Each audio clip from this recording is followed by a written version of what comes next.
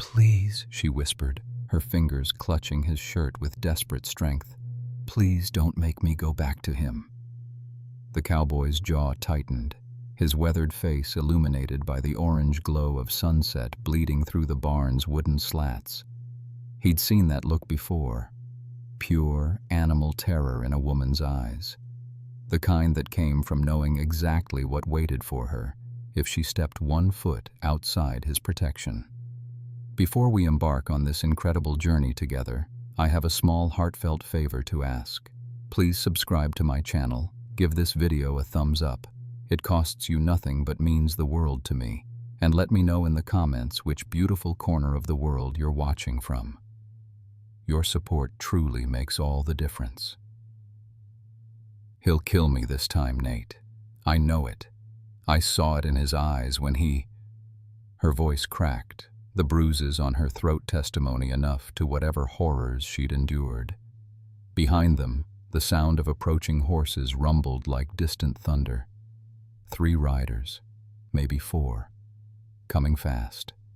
Nathaniel Cross had lived 34 years on this earth, fought in a war that stole his brothers, carved a life from unforgiving Wyoming wilderness with nothing but calloused hands and stubborn will. He'd sworn after the war to never again stand between another man and what that man claimed was his. The scars on his back were permanent reminders of that particular lesson. But looking down at this trembling woman with her split lip and haunted green eyes, feeling her heart hammer against his chest like a trapped bird, he felt something crack open inside him that he'd thought died years ago. The horses were getting closer. "Ma'am," he said quietly, his Texas drawl rough as creek gravel. "You need to understand something. If I help you, if I stand between you and whoever's coming, there's no going back from that. Men will die.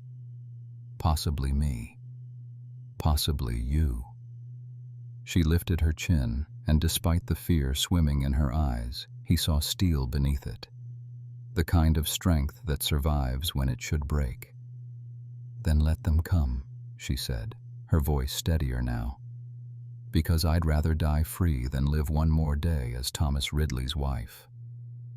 The horses thundered into the yard outside. Nathaniel Cross made his choice. He'd made harder ones before, but this time felt different. This time, he wasn't just protecting a life. He was protecting something he'd lost long ago and never thought he'd find again. Hope. Now, let me tell you how we got to that barn, to that moment when everything changed. 3 weeks earlier, Sarah Ridley stumbled off the afternoon stage in Redemption Creek, Wyoming, with nothing but the dress on her back, $2 in her boot, and bruises she'd learned to hide beneath high collars and long sleeves. The town wasn't much. A main street of sun-bleached wood buildings, a saloon with faded red paint peeling like sunburned skin, a general store, a blacksmith's forge sending sparks into the merciless August sky.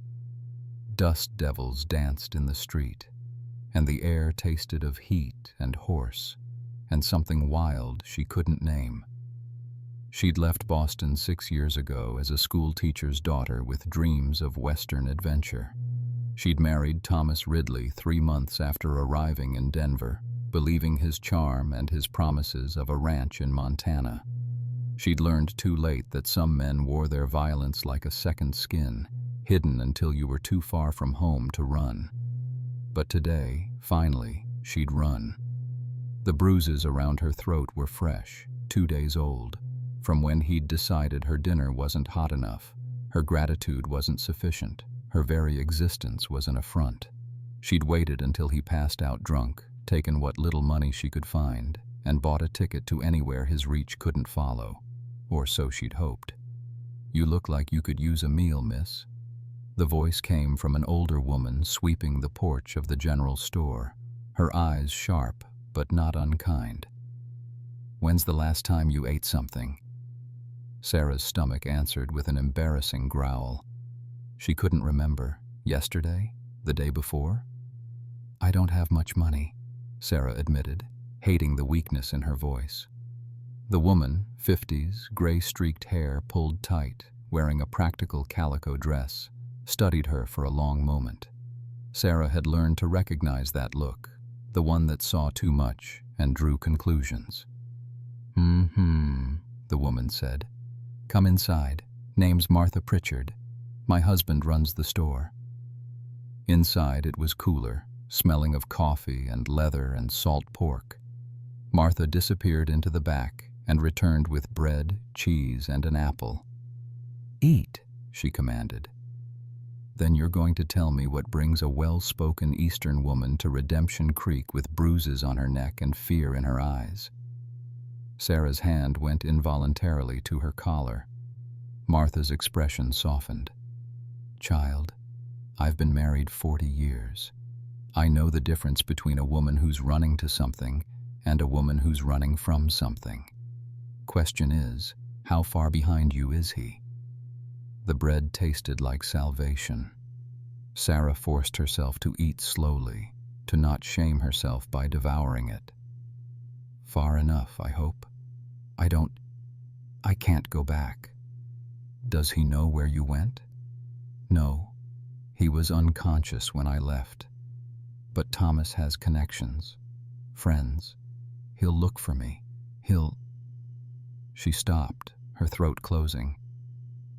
"He told me once that if I ever tried to leave him, he'd hunt me to the ends of the earth and make sure I regretted being born." Martha's mouth pressed into a thin line. "Men like that usually mean it. You got family? Anywhere you can go?" "My father died before I came west.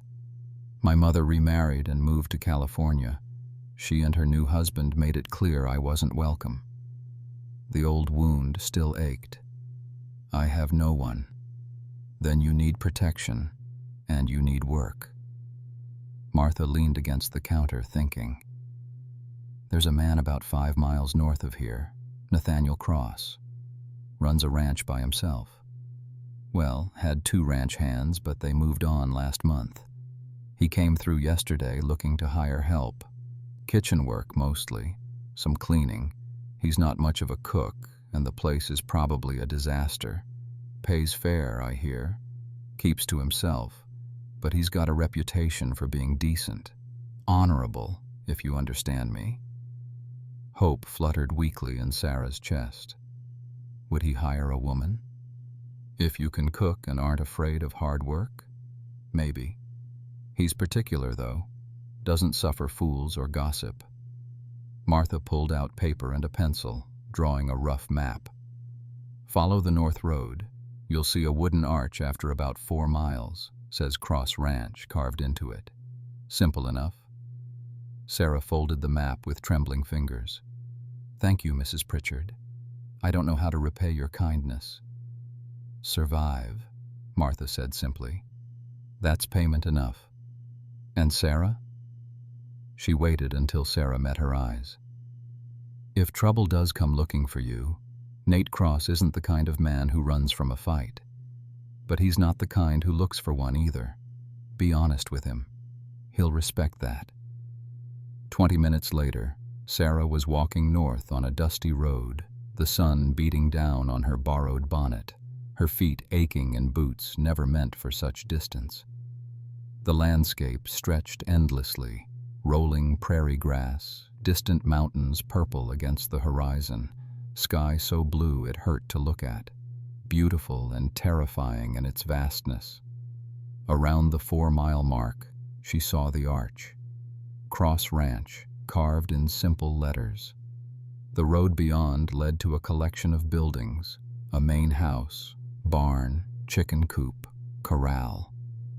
Everything looked well maintained but lonely, as if waiting for life to return to it. A man emerged from the barn as she approached, tall, broad-shouldered, wearing dust-covered work pants and a shirt with rolled-up sleeves, dark hair beneath a worn hat, face weathered by sun and wind and something deeper. He moved with the economical grace of someone who'd spent his life working with his body. He stopped when he saw her, his hand moving instinctively to the revolver at his hip before relaxing. Sarah raised her hands slightly, showing she was unarmed. "Mr. Cross, I'm looking for work. Martha Pritchard in town said you might be hiring." But something in those dark eyes told her this conversation wouldn't be simple.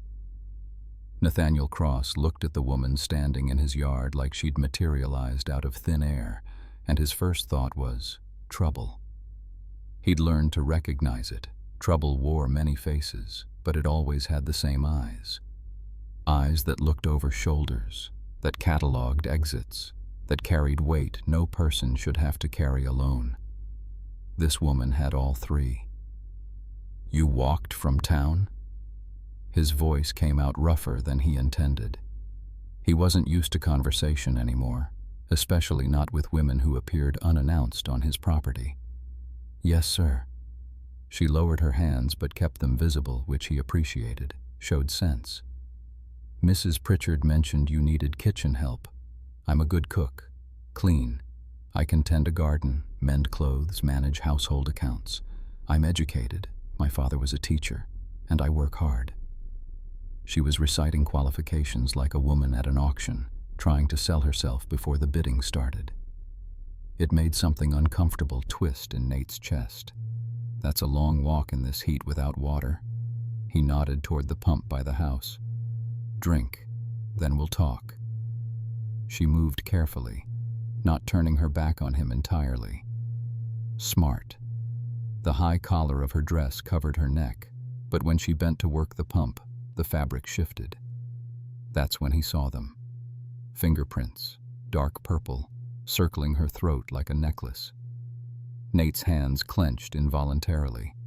He'd seen those marks before on his mother, before she'd died when he was 12, before his father. He forced the memory down. The woman drank deeply, water spilling down her chin. When she straightened, she caught him looking at her neck.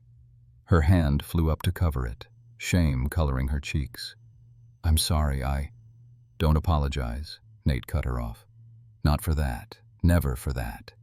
He gestured to the porch. "Sit. You look like you're about to fall over." She sank onto the steps with visible relief, and he noticed her boots were worn through at the soles, her dress mended in at least 3 places. Whatever she was running from, she'd left with nothing. Nate leaned against the porch railing, keeping distance between them. Up close, he could see she was probably late 20s, with dark blonde hair escaping from pins, green eyes, delicate features that would have been pretty without the exhaustion and fear stamped into them. "I'm going to ask you a question," he said slowly, "and I need you to answer honestly. Can you do that?" She nodded. "Who gave you those marks?" Her breath caught. For a moment he thought she'd lie, make up a story about falling or an accident. Instead, she lifted her chin, that gesture he'd come to recognize as her way of gathering courage, and said, "My husband, Thomas Ridley. He's in Denver. Or he was. I left him 3 days ago." "Does he know where you are?" "No, but he'll look for me. He'll—" Her voice cracked. "He won't stop looking." Nate was quiet for a long moment, weighing options, calculating risks. The smart thing would be to give her a meal, maybe a few dollars, send her on the next stage out of Wyoming. He didn't need complications. He'd built this life on solitude and simplicity. Work at dawn, tend the ranch, sleep, repeat. No entanglements, no responsibilities to anyone but himself and his animals. But there was something about the way she sat there, broken but not defeated, that reminded him of a horse he'd once found caught in barbed wire. The mare had been cut up bad, wild-eyed with pain, ready to fight anything that came near. He'd spent 3 hours in the mud, talking soft, cutting wire, until she finally let him help. He'd named her Hope. She'd been his best horse for 5 years, until she'd died foaling. "I can pay you $3 a week, plus room and board," he heard himself say.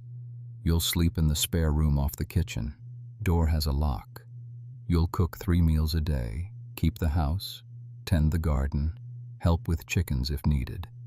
I won't ask anything else of you. The workday ends at sunset. Sundays are yours. If you want to leave, you can leave. No questions asked. Her eyes widened. That's more than generous, Mr. Cross.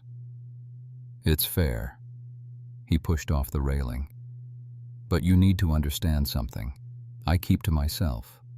I don't ask questions, and I don't want to be asked any. I don't go to town socials or church gatherings. People around here think I'm strange, maybe dangerous. You work for me, that reputation extends to you. Town gossip can be cruel. I don't care about gossip. You say that now. He studied her carefully. There's also the matter of your husband. If he comes looking, and men like that usually do, things could get complicated. I won't have violence on my property, but I also won't turn away a woman who needs help. You understand what I'm saying? She stood, squaring her shoulders. I understand you're offering me a chance when you don't have to. I won't bring trouble to your door if I can help it. But Mr. Cross, I can't go back to him. I'd rather die than go back. The conviction in her voice told him she meant it literally. Then you won't go back, he said simply. Start tomorrow. Today, you rest. I'll show you the room, get you settled. There's a bathhouse behind the main house. Water's heated by the stove. Help yourself. Thank you, she whispered. And there were tears in her eyes now. You don't know what this means. He did know. He knew exactly what it meant to be given a second chance when you'd lost all hope. Someone had done it for him once, years ago. He'd sworn to pay it forward if he ever had the opportunity. Looked like today was that day. As he led her inside, showing her the clean but sparse room, the kitchen that indeed needed a woman's touch, the garden that was more weeds than vegetables, Nate wondered if he'd just made the smartest decision of his life or the biggest mistake. Time would tell. But one thing he knew for certain: the woman who'd walked into his yard carrying nothing but bruises and determination had just changed everything. Sarah woke to the sound of roosters and realized she'd slept through the entire night without waking once. No footsteps in the hallway, no doorknob turning, no need to hold her breath and pray Thomas would pass her by. The morning light filtering through the simple curtains was gentle, golden, nothing like the harsh reality she'd lived with for 6 years. She lay there for a moment, testing the silence, letting herself believe this might be real. The room was small but clean. An iron bed frame with a patchwork quilt, a washstand with pitcher and basin, a simple dresser, and best of all, a door with a working lock. She'd tested it 3 times last night before finally allowing herself to sleep. When she ventured into the kitchen, she found Mr. Cross already gone. A note on the table read simply, "Breakfast at 6, lunch at noon, dinner at 6. Coffee always welcome. N.C."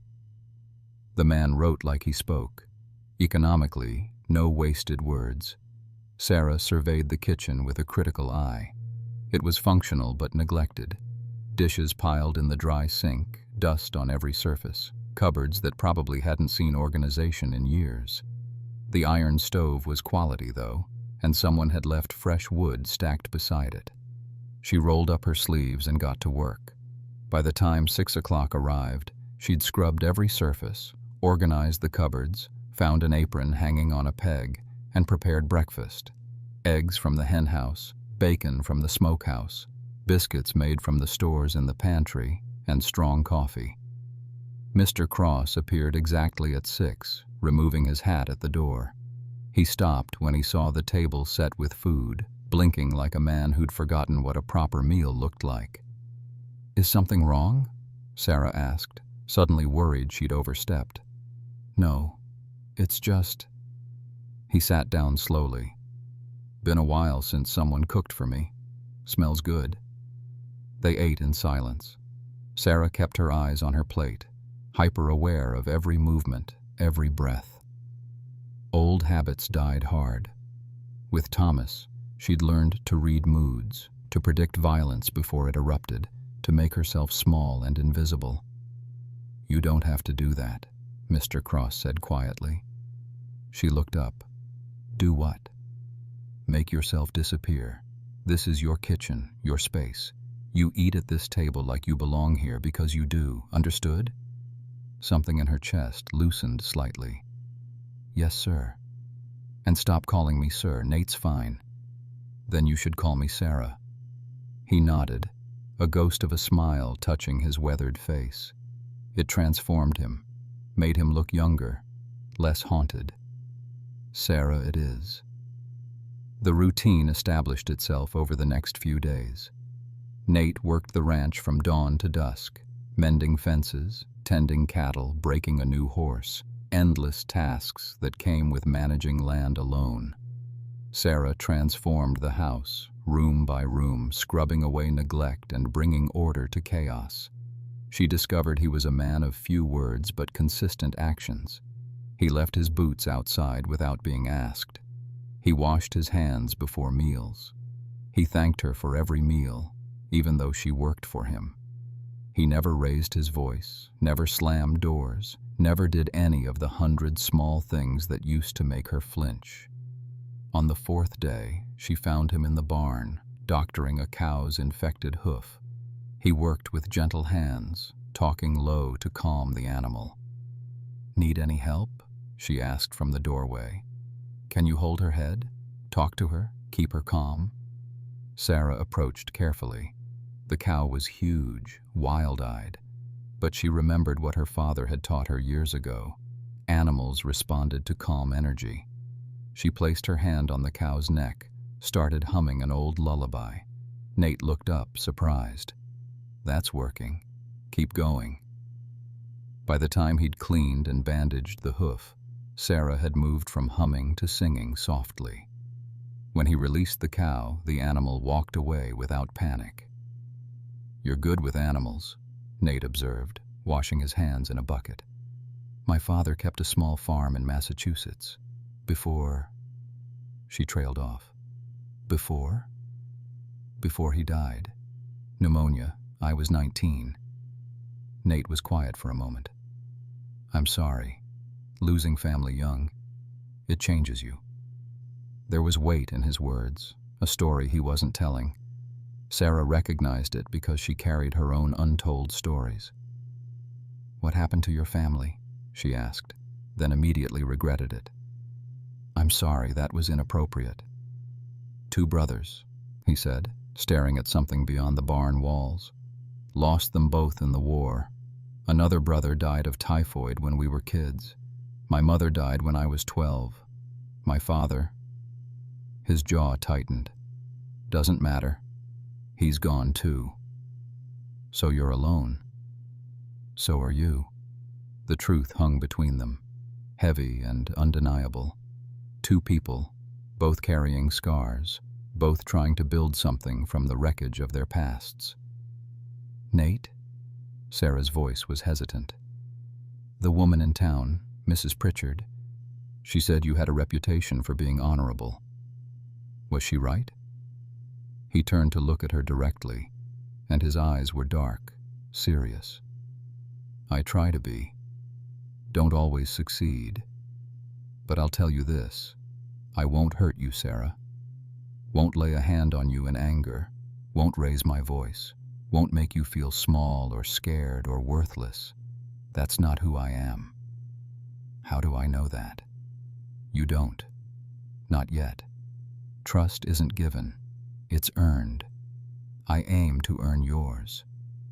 It was the most he'd said to her in 4 days, and every word rang true in a way she desperately wanted to believe.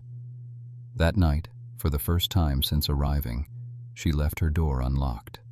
The letter arrived on a Tuesday. Sarah was hanging laundry when she saw a rider approaching, different from the usual ranch visitors. This man wore a suit despite the heat, carried a leather satchel, looked official. Her heart seized. Nate met him in the yard.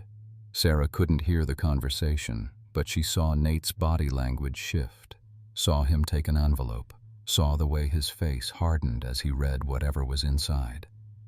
The rider left. Nate stood there, letter in hand, staring at nothing. "Nate?" Sarah approached carefully. "What's wrong?" He looked at her, and something in his expression made her stomach drop. "Your husband hired a detective. They've traced you to Redemption Creek." The world tilted. "How? I was so careful." "Stage line records. They keep passenger lists." He refolded the letter. "The detective is asking questions in town, showing your description. It's only a matter of time before someone points him here." Sarah's hands were shaking. She clasped them together, trying to maintain composure. "I'll leave. Tonight. I won't bring this to your door." "You'll do no such thing." Nate's voice was firm. "Running again won't solve anything. He'll just keep finding you. Besides, you work for me now. I don't abandon my people when things get difficult." "I'm not your people. I'm just someone you hired. You're under my protection. That means something." He folded the letter and tucked it into his pocket. "We need a plan." "There is no plan. You don't understand what Thomas is like. He's connected. His family has money, influence. He'll use the law against me, claim I abandoned my marital duties, stole from him, anything to force me back. And if the law doesn't work, he'll..." She stopped, unable to voice the darker possibilities. Nate was quiet for a long moment, thinking. "We'll need documentation, proof of what he did to you, witnesses, if possible." He was always careful, only places that wouldn't show. And who would testify against a respected businessman for the word of his wife? "Martha Pritchard. She saw your bruises, didn't she?" "She saw my neck, but nothing. She's a witness. We'll need her statement, written and signed. And we need a record of you living here, working in legitimate employment. I'll draw up a proper contract, pay you officially, create paper trail. If he tries to claim you abandoned him without cause, we'll show you were escaping abuse and found honest work." Sarah stared at him. "You've thought about this." "I've had dealings with men who use the law as a weapon, learned a few things." He started walking toward the house. "Come on, we've got work to do." That evening, they sat at the kitchen table with paper and ink. Nate drafted an employment contract in surprisingly neat handwriting, documenting her wages, duties, terms of employment. He included a clause about appropriate conduct expected from employer that made it clear she was protected from any impropriety. "This makes it official," he explained. "You're not some woman I took in out of pity. You're paid staff, with rights and protections. Thomas won't care about a piece of paper. Maybe not, but a judge will, if it comes to that." Sarah watched him work, methodical and careful, and felt something shift inside her. This man, this near stranger, was building her a fortress out of ink and paper. Not because he had to, because he believed she deserved one. "Why are you doing this?" she asked softly. Nate's pen paused. He didn't look up. "My mother," he said finally. "My father was difficult, had a temper, drank. She had nowhere to go, no one to help. I was 12 when she died. Fell down the stairs, they said. But I knew it wasn't an accident." "Nate, I'm so sorry. I swore that day that if I ever had the means, if I ever had the strength, I'd help any woman who needed it. Didn't matter who she was, didn't matter what it cost me." He looked up finally, his dark eyes intense. "So yeah, I'm doing this, and I'm seeing it through, whatever comes." The next day, they rode into town together. Martha Pritchard agreed immediately to write a statement documenting what she'd seen. The town sheriff, a weathered man named Cole Harris, listened to their story with careful attention. "I can't prevent the husband from coming here," Sheriff Harris said. He has legal right as her spouse. But I can make sure things stay civil. If he causes trouble, starts making threats, I can intervene. And if there's evidence of assault..." He looked at Sarah. "Do you have anything? Documentation? Witnesses from Denver?" "I have my bruises. They're fading, but..." She pulled down her collar, showing the marks. The sheriff's expression darkened. "May I document these? With your permission, I'd like to have Doc Miller examine you, write up a medical report. Can't use it in most courts, husband's privilege and all that legal nonsense, but having it on record might help." Sarah agreed, though the examination was humiliating. Dr. Miller was professional, kind even, but cataloging her injuries, the old scars on her back, the newer bruises, the healed fracture in her wrist that had set wrong, made everything real again. That night, back at the ranch, Sarah sat on the porch watching stars emerge. Nate joined her, carrying 2 cups of coffee. "You did good today," he said quietly. "I felt like I was on trial. In a way, you are. That's how the world works for women like you. You have to prove you're worth protecting." The bitterness in his voice matched what she felt. "It's not fair." "No, it's not." They sat in silence, drinking coffee, watching night claim the sky. Somewhere in the darkness, a coyote called. Sarah should have been frightened of the approaching confrontation, of Thomas's inevitable arrival, of everything that could go wrong. But sitting beside this quiet, steady man who'd chosen to stand between her and disaster, she felt something she hadn't felt in years. Safe, at least for tonight. Thomas Ridley arrived in Redemption Creek on a bright Thursday morning, looking every inch the prosperous Denver businessman. Tailored suit, expensive horse, the kind of smile that fooled people who didn't know how to read the cruelty beneath it. Sarah saw him from the kitchen window and felt her blood turn to ice. Nate was in the barn, working with the new horse. She should warn him, should run out there and... But her feet wouldn't move. 6 years of conditioning had frozen her in place, and she hated herself for it. Thomas dismounted in the yard, taking his time, letting his presence be known. He'd brought 2 men with him, hired muscle, from the look of them, the kind who got paid to intimidate. Nate emerged from the barn, wiping his hands on his pants. He didn't hurry, didn't show alarm, just walked over calm as Sunday morning. Sarah forced herself to move closer to the window, straining to hear.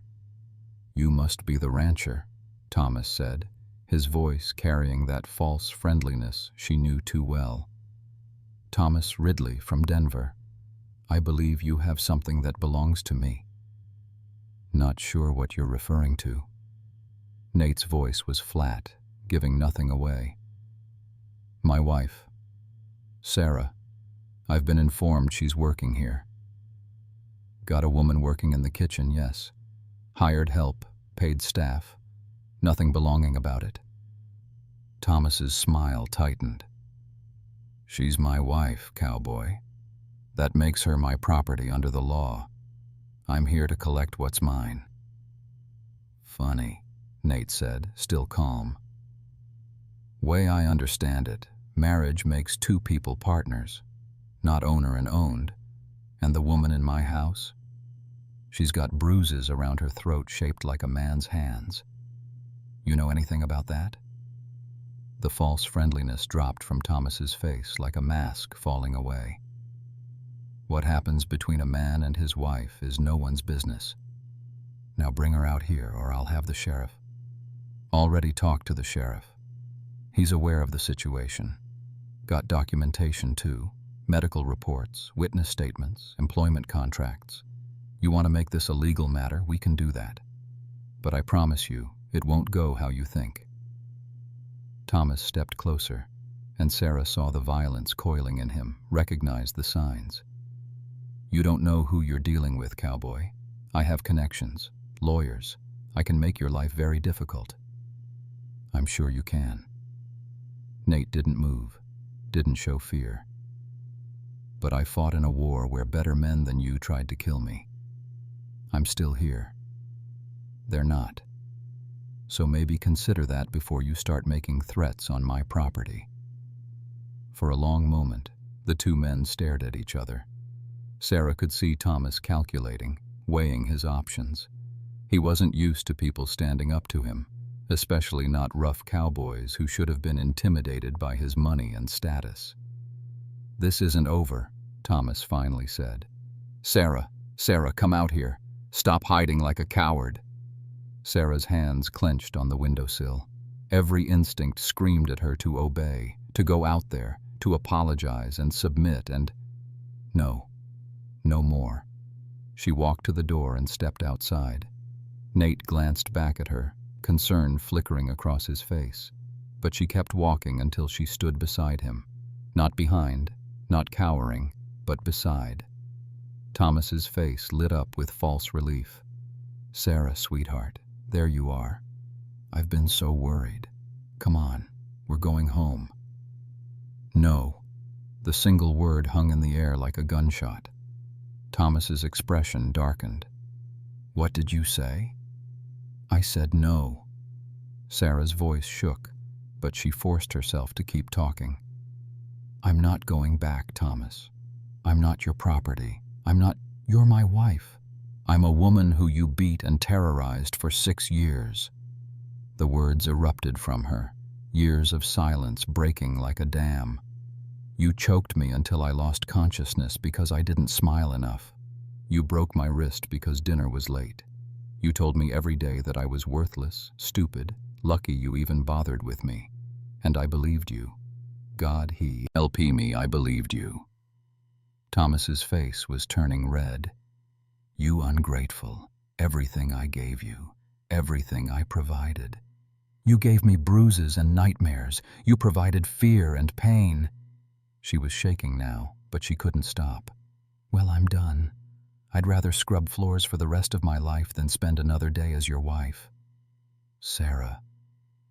Nate's voice was quiet, cautioning, but Sarah was past caution. Years of suppressed rage were boiling over, and she couldn't contain it anymore.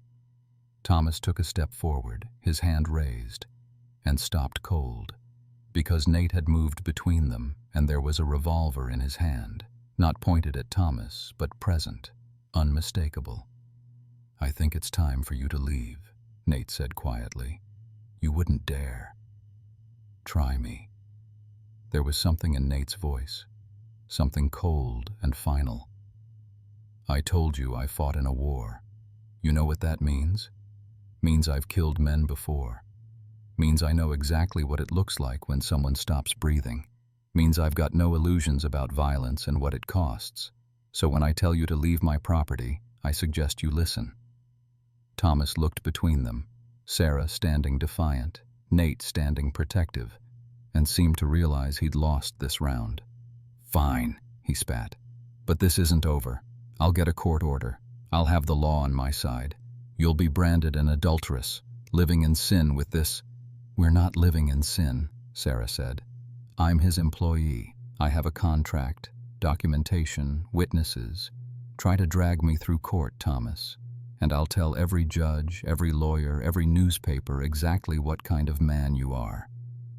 It was a bluff. She had no such power, and they both knew it. But the threat was enough to make Thomas pause. "You'll regret this," he said to Nate. "Both of you will regret this." He mounted his horse and rode away, his 2 hired men following. Sarah's knees gave out. She would have fallen if Nate hadn't caught her, steadying her with strong hands. "I've got you," he said quietly. "You're safe."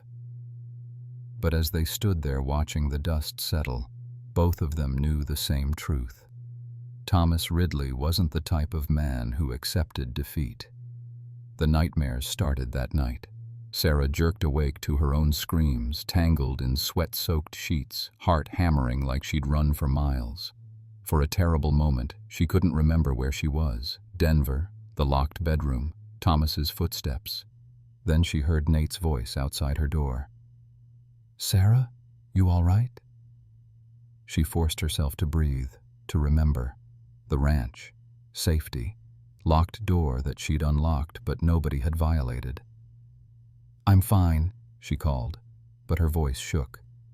Can I come in? Just want to make sure. No, I mean. She took another breath.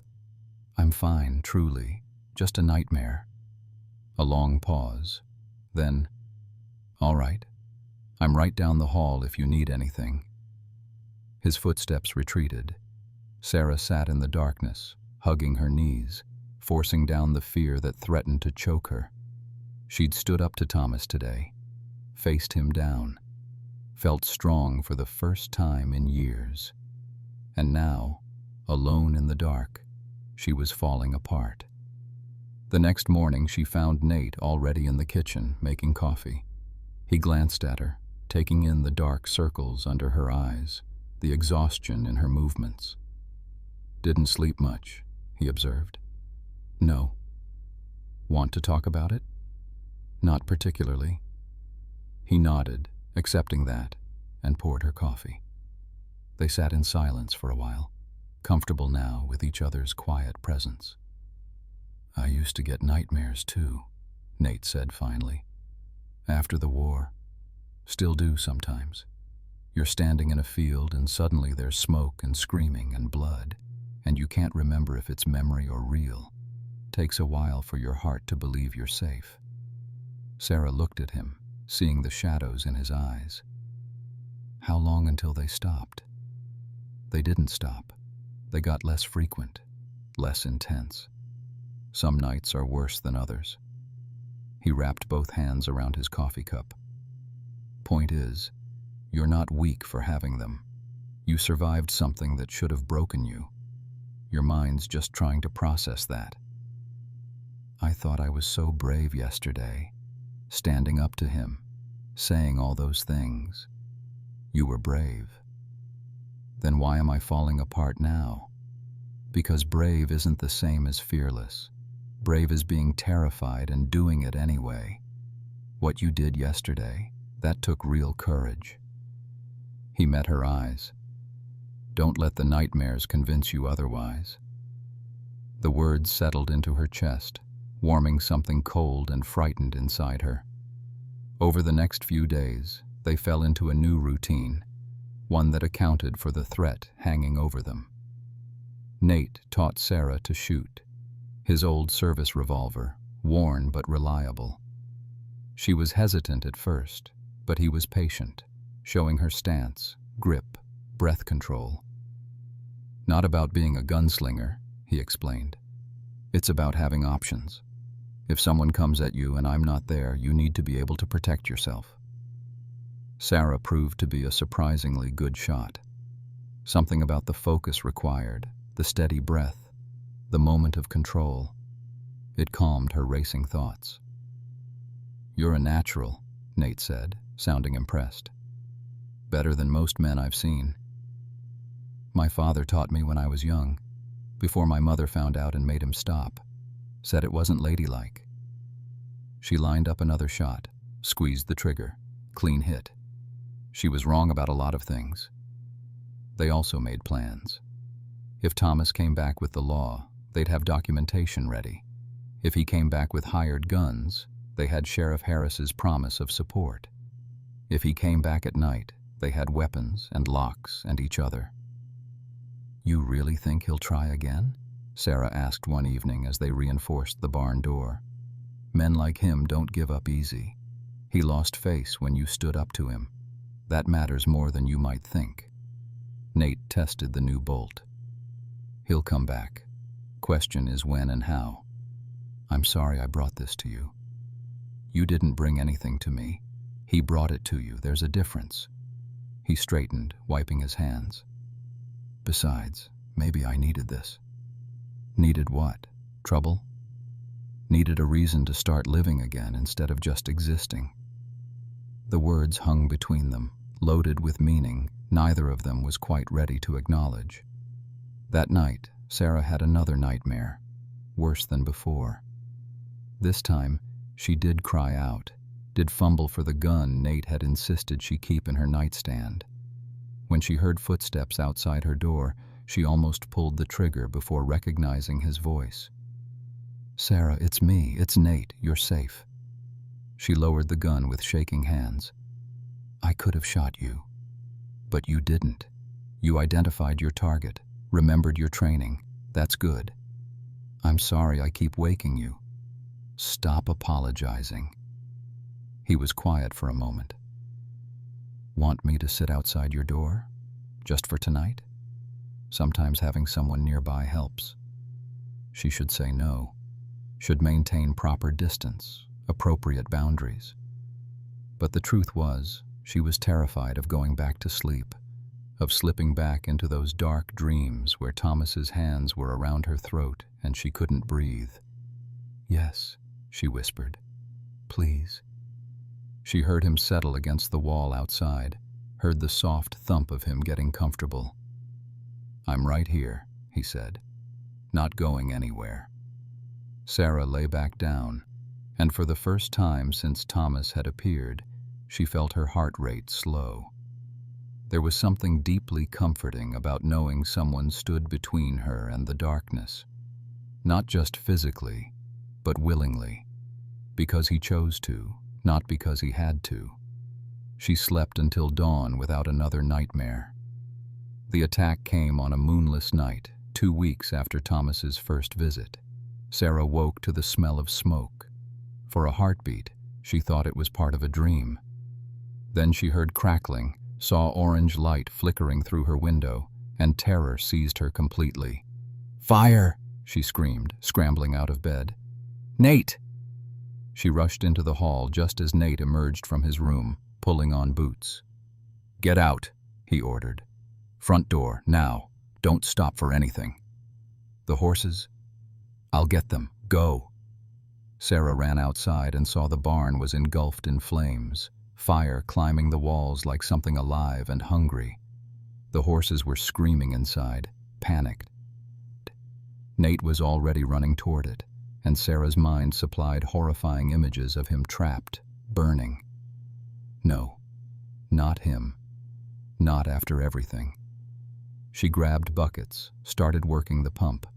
Her nightgown was soaked within seconds, her hands bleeding from the rough rope, but she kept pumping, kept filling buckets, kept hauling water even though it was clearly hopeless against flames that size. Nate burst from the barn leading 3 horses, their eyes white with terror. He slapped their flanks, sent them running to safety, then turned back. "There's 2 more," he shouted. "Don't go back in there." But he was already running into the smoke, and Sarah's heart was in her throat. She could hear the roof timbers groaning, could see the structure starting to collapse. He had maybe seconds. He emerged with the last 2 horses, just as part of the roof caved in with a sound like the world ending. The blast of heat knocked them both backward. Sarah scrambled to Nate, who was coughing, covered in soot, but alive. "Are you hurt?" she demanded, hands frantically checking him for burns. "I'm fine. The horses are safe. Everyone's safe." She pulled him further from the fire. "Let it burn. It's not worth your life." They stood there watching everything burn. The barn he'd built with his own hands, the hay stores, the equipment, years of work turning to ash. Sarah could see the devastation in his face, the silent grief of watching something precious destroyed. Then she saw it, a figure on horseback at the edge of the property, silhouetted against the flames, watching. "Nate," she said quietly, pointing. He followed her gaze, and his expression went cold. "That son of a..." The rider turned and vanished into darkness before they could get a good look, but they both knew who was responsible. Thomas. By the time the sun rose, the barn was a skeleton of charred beams and smoking rubble. The horses were corralled in a makeshift fence Nate had hastily constructed. Sarah had salvaged what she could: saddles, tack, tools that hadn't been destroyed. Sheriff Harris arrived mid-morning with 2 deputies, surveying the damage with a grim expression. "This is arson," he said flatly. No question. Whoever did this used accelerant. You can smell the kerosene. Started the fire deliberately in multiple locations. It was Thomas Ridley, Sarah said, or someone he hired. Can you prove that? Someone was watching, on horseback, at the edge of the property. But you couldn't identify them in the dark. The sheriff sighed. Without proof, without a witness who can testify, my hands are tied. I can ask questions, but Ridley will have an alibi. Men like him always do.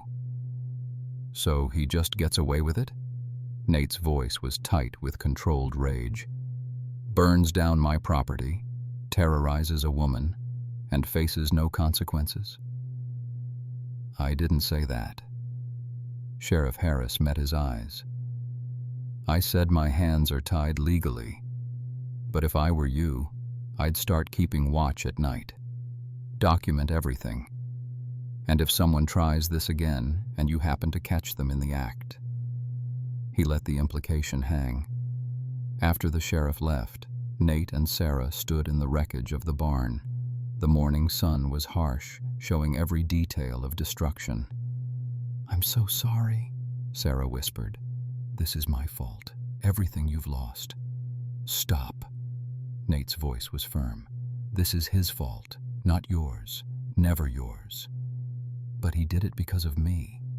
He did it because he's a coward who can't stand losing control. Men like him, they'd rather destroy what they can't have than let someone else have it. He turned to look at her. You want to honor what I lost? Don't you dare apologize for it. Instead, help me rebuild. Help me show that bastard that he can't break us.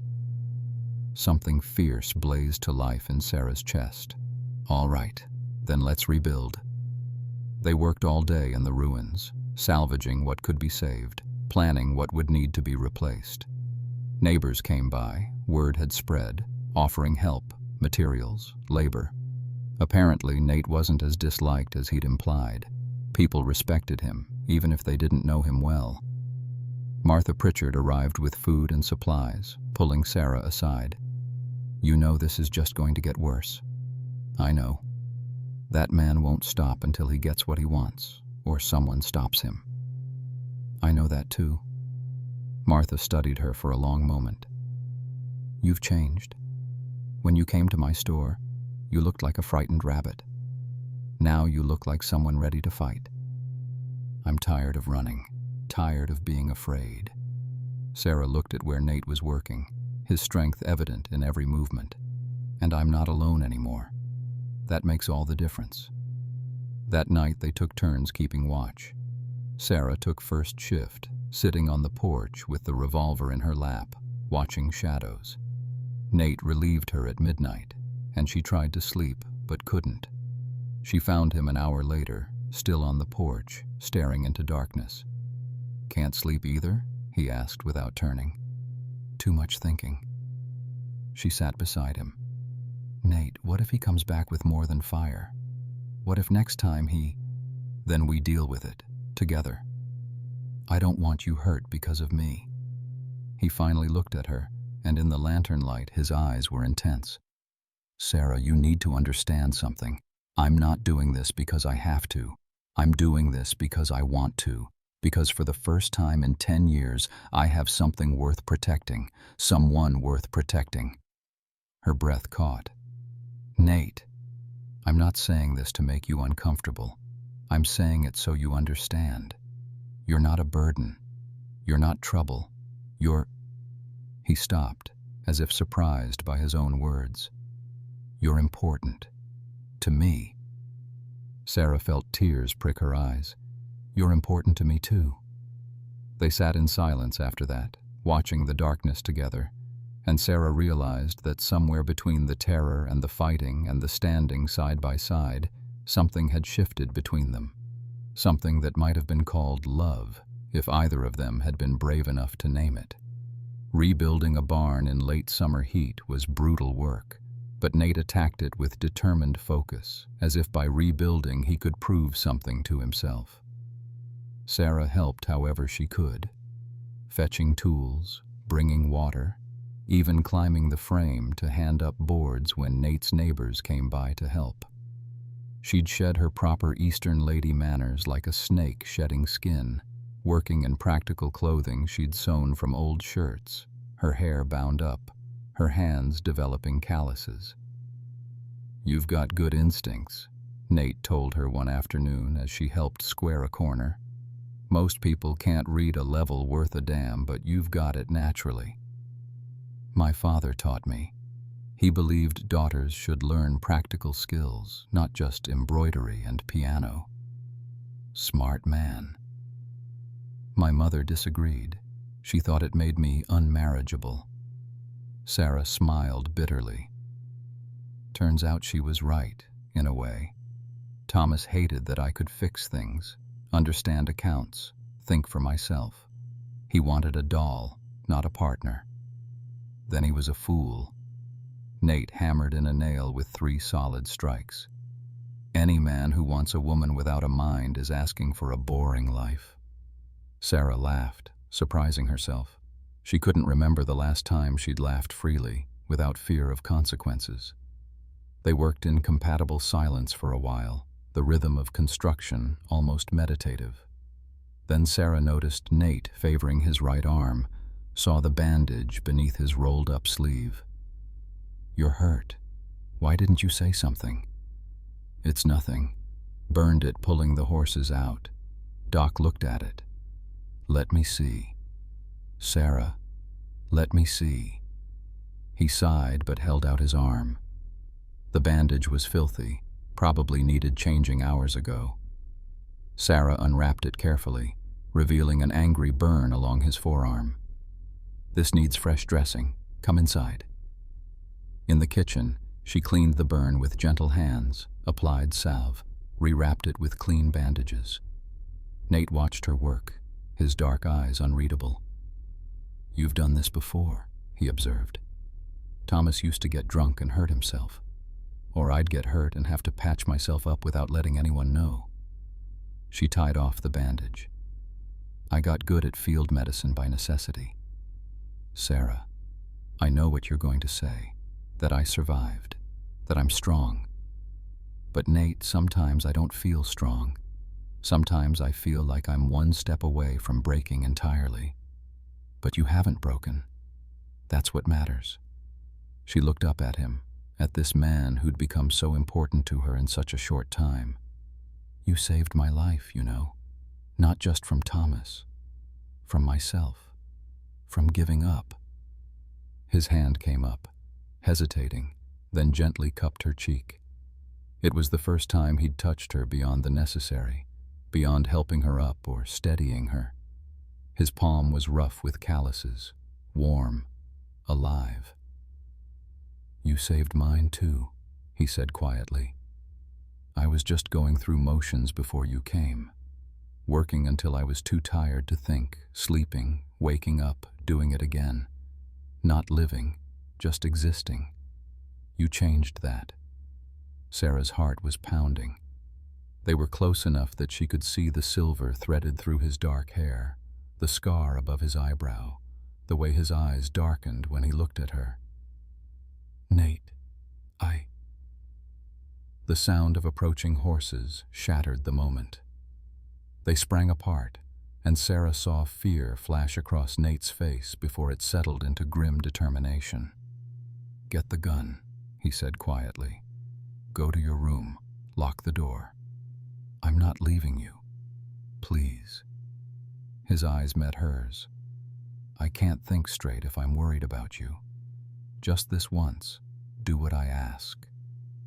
Sarah nodded and ran to her room, revolver in hand. But she didn't lock the door. Instead, she positioned herself where she could see the front yard through a crack in the door. 3 men rode into the yard. Not Thomas, he was too smart to show his face. But hired men, the kind who got paid to do dirty work. The same 2 who'd come with him before, plus 1 more. Nate stepped onto the porch, and Sarah saw he'd grabbed his rifle. "You're trespassing," Nate called out. "Turn around, right away. This doesn't have to get ugly." The lead rider, a scarred man with mean eyes, grinned. "Mr. Ridley sent us with a message. Says you got something that belongs to him. Says he's willing to pay for its return. $1,000, cash. All you gotta do is hand over the woman." "Not interested." "You sure? That's a lot of money for a rancher. Could rebuild that barn real nice." "I said not interested." The man's smile dropped. "Then Mr. Ridley says to tell you he'll keep coming, keep hurting you, keep taking things until you give her up. The barn was just a warning. And you tell Mr. Ridley that if he sends men to my property again, they won't ride back." Nate's voice was deadly calm. "I fought in a war, killed men who were better than you'll ever be. Don't think for a second I won't do it again." The lead rider's hand moved toward his gun. Sarah stepped onto the porch, revolver raised and cocked. "He's not alone." All three men froze. Sarah's hands were steady, her stance exactly as Nate had taught her. She could see surprise flicker across their faces. They hadn't expected the woman to be armed, ready. "Now," Sarah said clearly, "you've delivered your message. Time to leave. And you tell Thomas that I'd rather die than go back to him. You tell him that every time he sends men here, I'll be ready. Tell him I'm not afraid anymore." The lead rider stared at her for a long moment, then nodded slowly. "You're making a mistake, lady." "No," Sarah said. "The mistake was thinking I'd stay broken."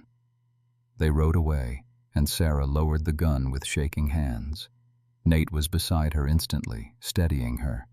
"You shouldn't have come out," he said, but there was pride in his voice.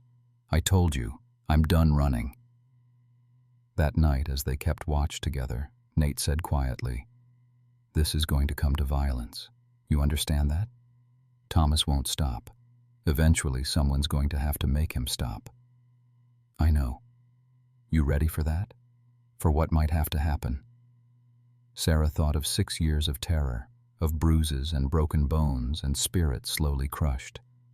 She thought of this ranch, this new life, this man who'd shown her what respect and safety felt like.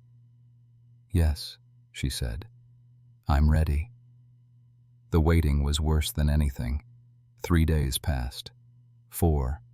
A week. Sarah found herself jumping at every sound, every shadow.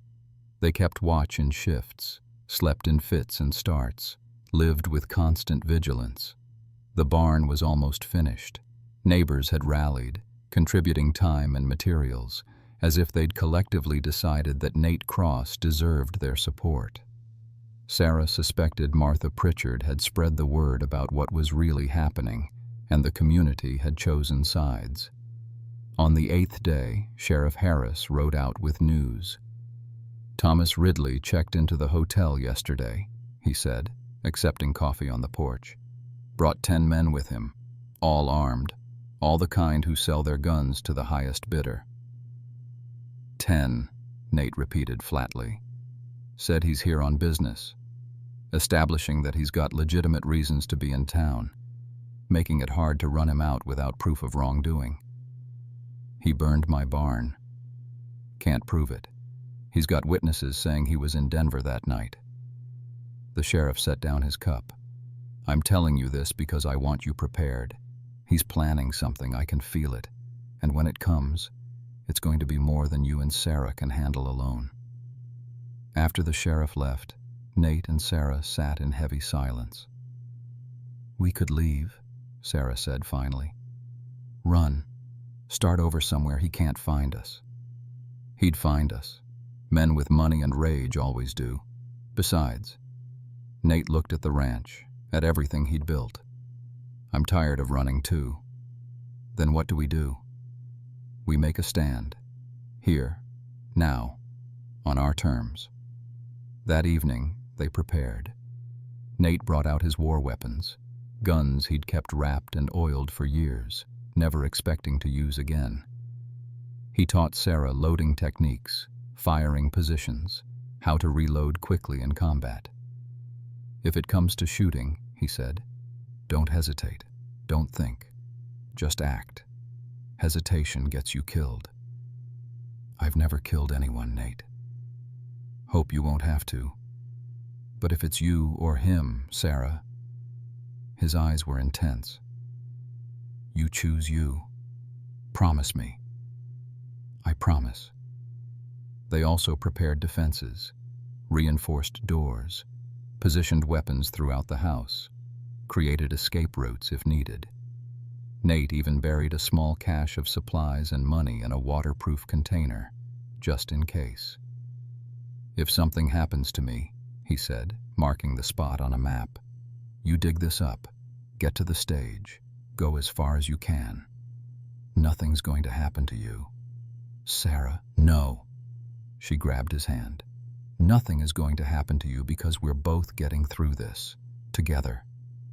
He pulled her close then, and she went willingly, pressing her face against his chest, feeling his heartbeat steady and strong.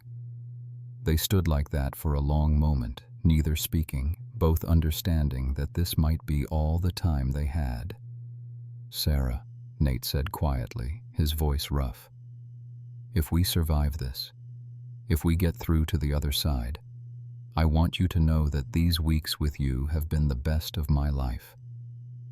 You made me remember what it feels like to have purpose, to care about something beyond just survival." She looked up at him, and the emotion in his dark eyes took her breath away. "Nate, I know it's not proper. I know we barely know each other, but I need you to know." Sarah reached up and kissed him. It was brief, chaste, but it held everything neither of them could say. Gratitude, respect, the tentative beginning of something that might be love, if they lived long enough to name it. When they pulled apart, Nate rested his forehead against hers. "Survive with me," he whispered. "Until the end," she promised. They came at midnight, just as Nate had predicted.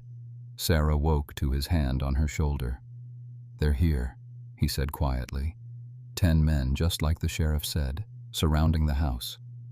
Her heart lurched, but she forced herself to move calmly. Gun, ammunition, the plan they'd rehearsed. They positioned themselves, Nate at the front window, Sarah at the back, waiting. "Cross!" Thomas's voice rang out from the darkness. "Send out my wife and my men stand down. Nobody has to die tonight." "She's not your wife anymore," Nate shouted back. "She filed for divorce with Sheriff Harris. Papers went to Denver yesterday. It's over, Ridley." It was a bluff. Sarah had only spoken to the sheriff about divorce, hadn't filed anything yet. But sometimes a bluff was all you had. "You think papers mean anything?" Thomas's voice was venomous. "I own judges, I own lawyers, I own half of Denver. You're nobody, Cross. A dirt-poor rancher who thinks he can play hero.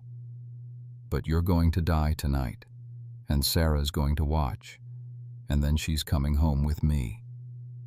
"Like hell," Sarah muttered, checking her weapon. "One more chance," Thomas called. "Send her out or we burn you both." Nate looked at Sarah across the dark room. "You ready?" "I'm ready." "Then let's show him what happens when you corner desperate people." The first gunshot shattered the night. The gunfight was chaos and precision all at once. Thomas's men fired first, bullets punching through windows, splintering wood, turning the night into thunder and smoke. Sarah fired back, surprised by her own steadiness, by how her training kicked in even as terror threatened to overwhelm her. She saw a man fall, didn't know if it was her bullet or Nate's, didn't have time to care.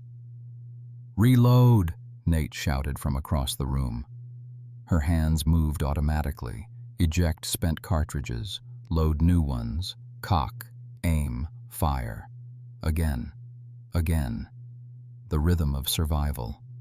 Something crashed through the back window, a lantern, burning. Fire caught on the curtains instantly. "They're trying to smoke us out," Sarah screamed. Keep firing. Don't let them close." She fired until her gun clicked empty, then grabbed the rifle. A man was climbing through the window. She didn't think, just pulled the trigger. He fell backward with a cry. "Oh God, oh God," she just... "Sarah, focus!" Nate's voice cut through her shock. "Stay with me!" She forced down the horror, kept firing. This was survival. This was choosing life over death, freedom over chains. Time became elastic. Seconds felt like hours, or maybe hours like seconds. The air was thick with gunpowder smoke, her ears ringing from the percussion of weapons, her hands cramping around the rifle. Then she heard the sound that changed everything. Horses. Many horses. Coming fast. "Reinforcements," she gasped. "Thomas brought more men." But the voice that rang out wasn't Thomas's. "This is Sheriff Harris. Throw down your weapons.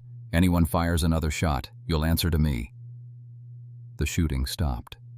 Silence fell, broken only by groans from wounded men and the crackling of small fires. Sarah risked a look out the window and saw Sheriff Harris with at least 15 men, deputies, ranchers, townspeople, all armed, all positioned to defend the house. Thomas Ridley stood in the center of the yard, illuminated by lantern light, his face twisted with rage. "This is none of your concern, Sheriff. This is between me and my wife." "Your wife filed a formal complaint this afternoon," Sheriff Harris said calmly. "Documentation of assault, testimony from witnesses, medical evidence. I've got enough to hold you for trial. And these men?" He gestured to Thomas's hired guns. "They just fired on a residence without cause. That's attempted murder. I have rights. You gave up your rights when you put your hands around her throat, when you burned a man's barn, when you brought hired killers to my town." The sheriff's voice was steel. "You're done, Ridley. Your money can't buy you out of this." For a long moment, Thomas stared at the house, at Sarah standing in the window with a rifle. His expression was pure hatred. "You'll regret this," he said to her. "All of you will regret this." "No," Sarah said clearly, stepping onto the porch despite Nate's protest. "You're going to regret ever laying a hand on me, because I'm going to make sure every woman in Denver knows what kind of man you really are. I'm going to tell them about the bruises, the threats, the terror. And maybe, just maybe, I'll save some other woman from making the mistake I made." "Take him," Sheriff Harris ordered his deputies. They dragged Thomas away, still shouting threats, still convinced his money and connections would save him. His hired men were rounded up, disarmed, arrested. Sarah lowered her rifle with shaking hands. Nate was beside her instantly, supporting her as her knees gave way. "You did it," he said quietly. "You survived. We survived." Sheriff Harris approached, surveying the damage. "You two all right?" "Alive," Nate said. "That's more than I expected." "Martha Pritchard came to me this afternoon. Said she had a bad feeling, asked me to keep watch. When I saw Ridley and his men riding out this direction, I gathered every able-bodied man I could find." He shook his head. "You made a lot of friends without realizing it, Cross. People respect a man who stands for something." After the sheriff left with his prisoners, after the fires were extinguished, after neighbors helped board up broken windows and check for injuries, Sarah and Nate finally found themselves alone as dawn broke pink and gold across the horizon. They sat on the porch steps, exhausted, covered in soot and blood and the residue of violence, watching the sun rise on their first day of real freedom. "Think he'll come back?" Sarah asked. "Not if he's smart. Sheriff has enough evidence to put him away for years. And if the courts somehow fail..." Nate's expression hardened. "I meant what I said. He comes near you again. He won't walk away." Sarah leaned against his shoulder, feeling the solid strength of him, the steadiness. I can't believe it's really over." "It's over." They sat in silence, watching light chase away darkness, and Sarah realized that for the first time in 6 years, she wasn't afraid. She was free. 3 months later, Sarah stood in the newly rebuilt barn, watching Nate work with a young colt. The barn was better than before, stronger, taller, built with the help of neighbors who'd become friends. The whole ranch had transformed. The house had fresh paint. The garden flourished. Chickens clucked contentedly in their expanded coop. But the biggest transformation was in Nate and Sarah themselves. They'd married quietly 6 weeks after the attack, a simple ceremony in the ranch house with Martha Pritchard and Sheriff Harris as witnesses. Not because they had to, not for appearances, but because somewhere between the terror and the fighting and the standing together, they'd fallen in love. Real love. The kind built on trust and respect, and knowing someone had seen you at your worst and chosen to stay anyway. "You're staring," Nate said without looking up from the colt. "I'm appreciating," Sarah corrected, smiling. He finished with the horse and walked over, pulling her close. She went willingly, marveling as she always did at how safe she felt in his arms.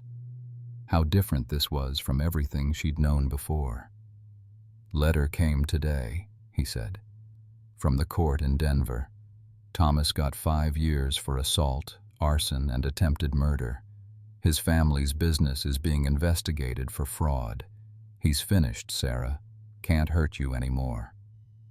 She should have felt triumphant. Instead, she just felt sad for the woman she'd been, for the years she'd lost to fear. "I wish I'd been brave enough to leave sooner," she said quietly. "You left when you could. That's all anyone can ask." He tilted her chin up. "And look what you got for your courage. A run-down ranch, a taciturn cowboy, hard work from dawn to dusk. I got freedom. I got respect. I got a partner who treats me like I matter." She kissed him softly. "I got everything I never knew I needed." They walked back to the house, hand in hand, and Sarah thought about the woman who'd stumbled off that stage months ago, broken, terrified, convinced she'd never be anything more than a victim. That woman was gone. In her place was someone stronger, someone who'd learned that survival wasn't just about enduring. It was about choosing, over and over, to stand up and fight for the life you deserved.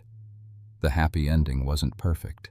They still had nightmares sometimes, still flinched at unexpected sounds. The ranch struggled through hard winters and dry summers. Money was tight. Life was difficult. But they had each other. They had freedom. They had the chance to build something real from the ashes of what they'd lost.